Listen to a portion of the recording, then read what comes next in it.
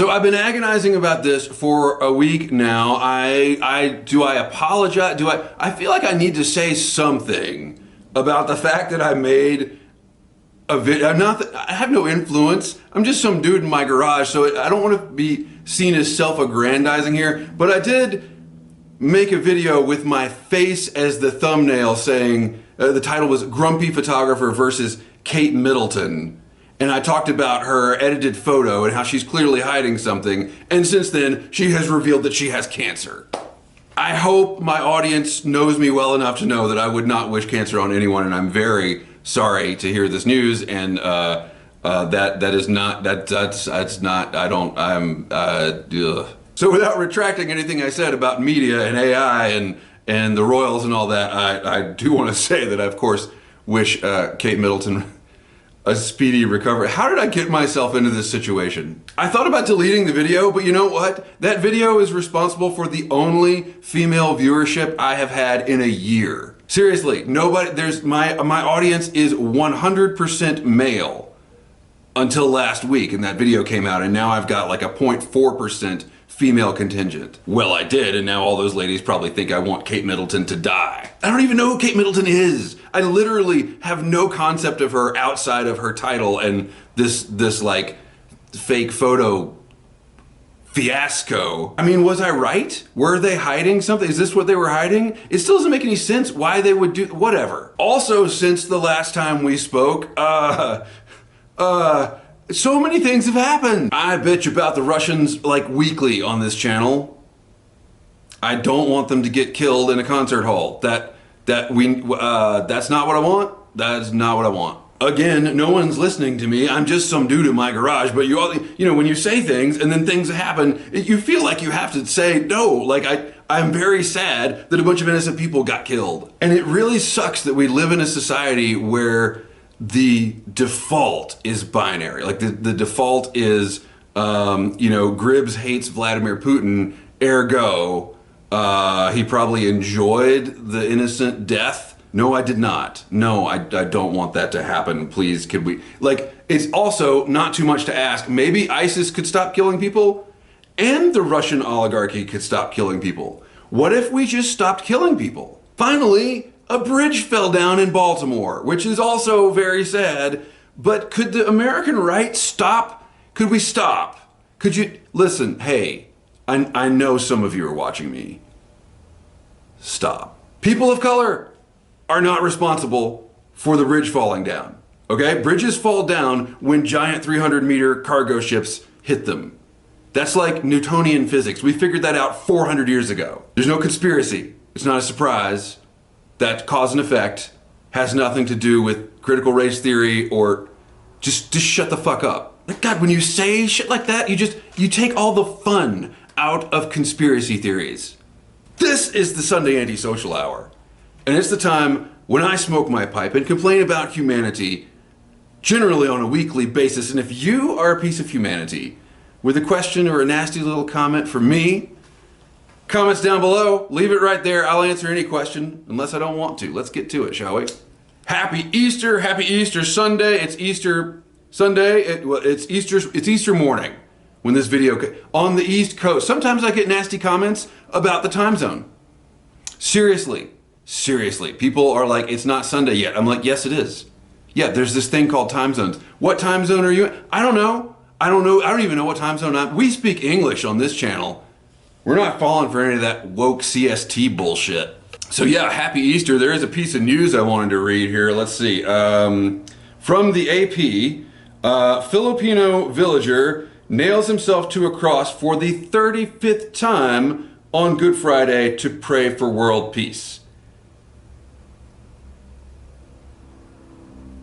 I don't know what to say about that. I mean, on one hand, you gotta respect that. And on the other hand, no, you don't.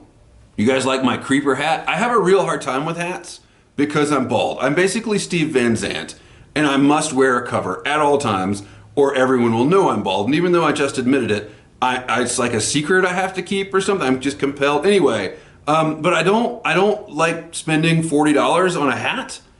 And so I want to buy cheap hats, but I also don't, the only way you get a cheap hat is to advertise the brand of the people selling the cheap hat. I don't like that. So I cut the patches off a Tractor Supply hat and I put a creeper on it. My wife helped me.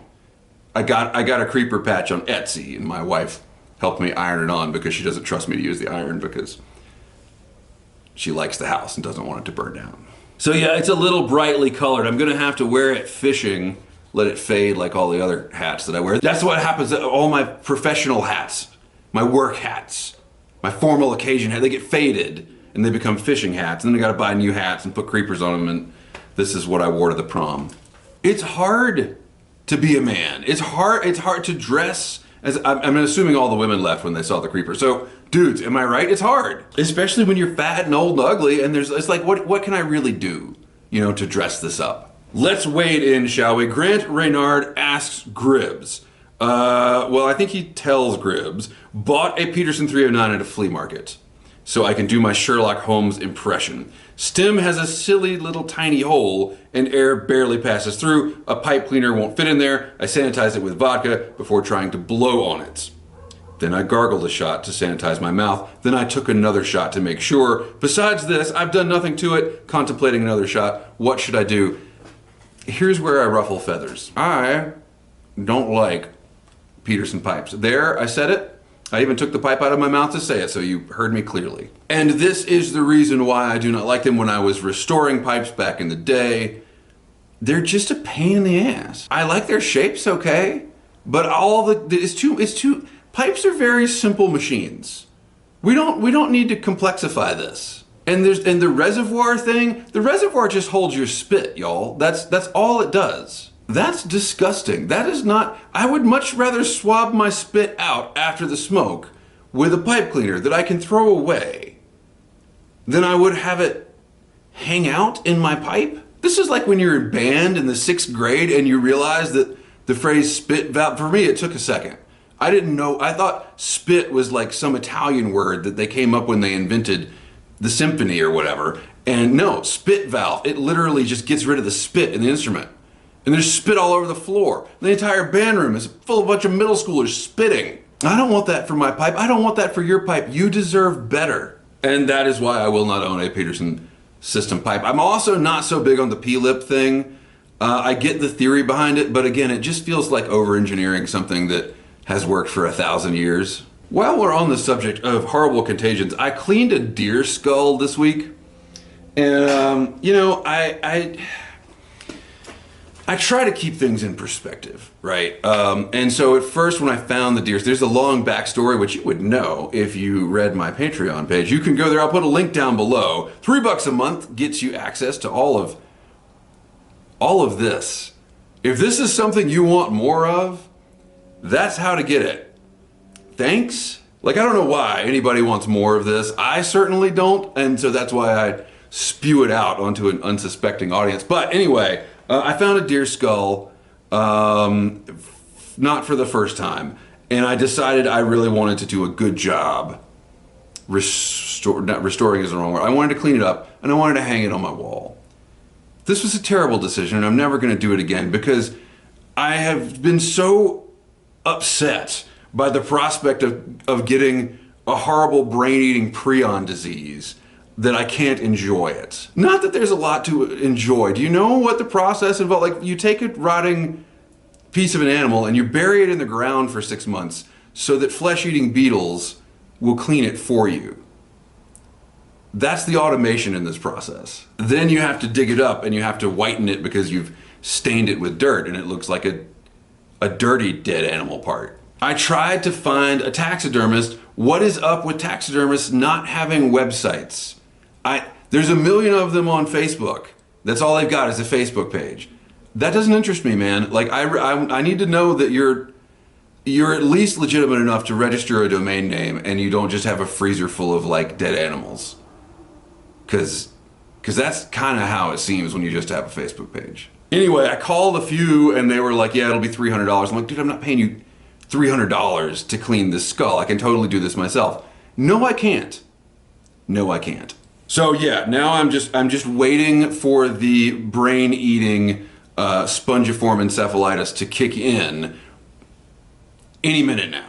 And what do I get for it? Something cool to hang on my wall. That's worth it. Should have left. I should have left it. I should have known better. But I was working on a project that I was too involved in. I was too close to. It was a personal project, and I was like, I want that. I'm not getting paid for this. I want that. That's a trophy. I can hang this on my wall and say I did this thing. And yeah, encephalitis goeth before a fall.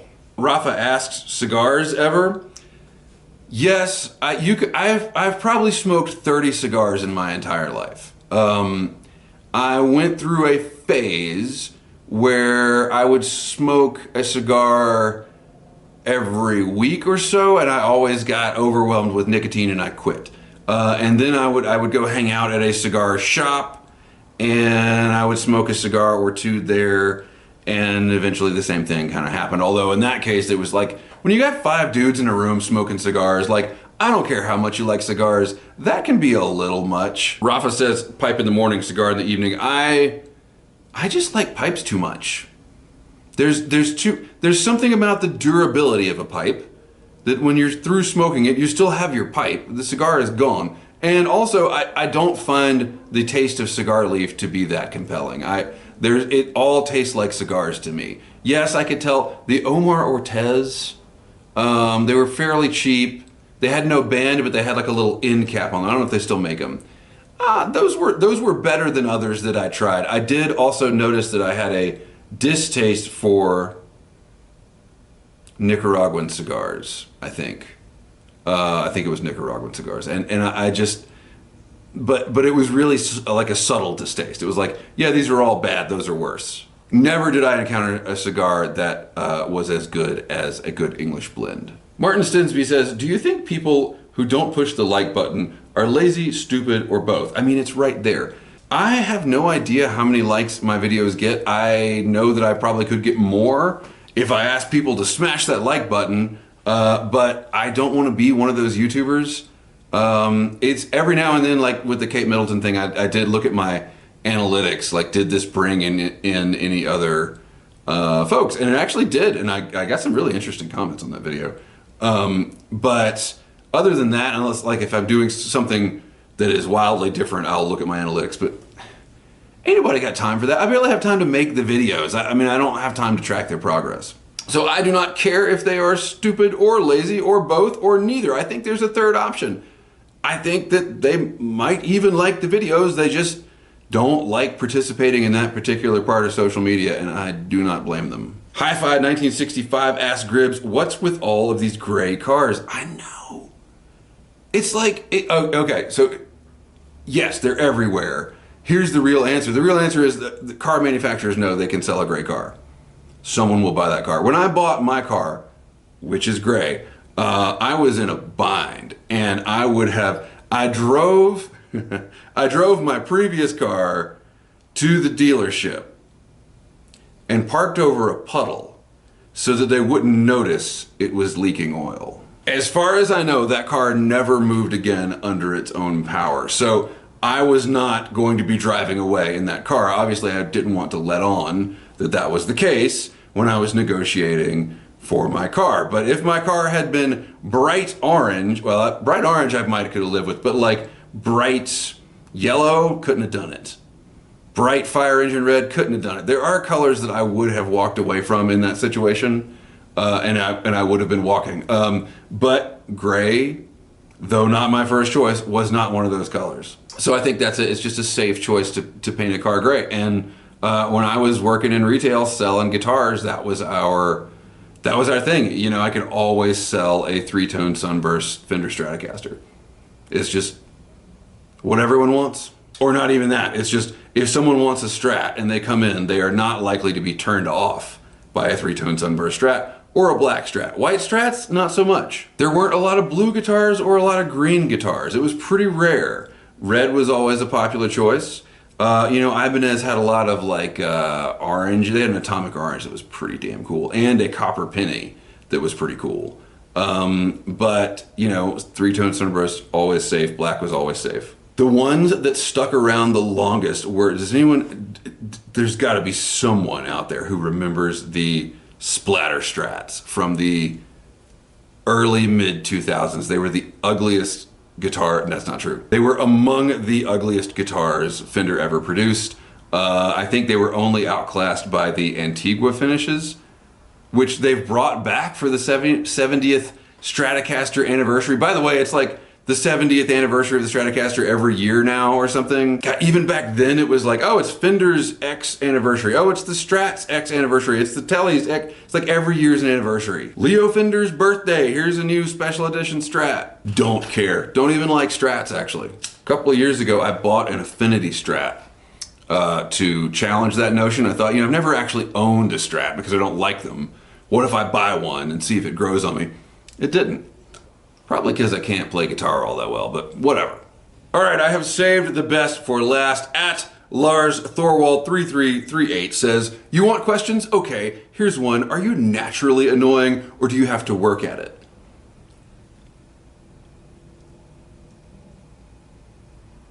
Oh, I was born this way. So, Lars, you seem to be quite the rhetorical tactician, sir, but I think I may have outmaneuvered you here. So here's what we're gonna do. First, I'm gonna insult you. Try not to take offense.